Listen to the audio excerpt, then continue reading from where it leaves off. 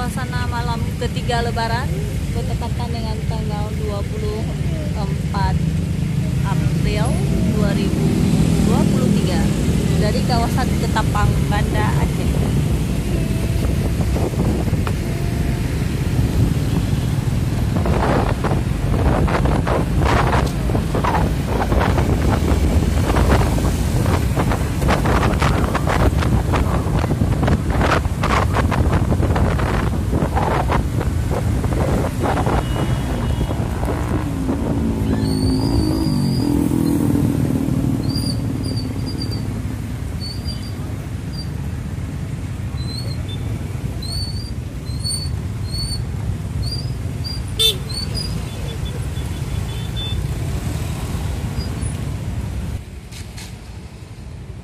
Sekarang ini kita berada di SPBU Mibo, Banda Aceh.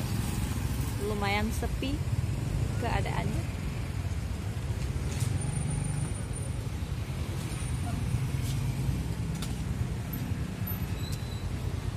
Biasa di sini penuh. Malam ketiga Lebaran suasananya sungguh sepi. Mungkin banyak yang udah pulang kampung ya.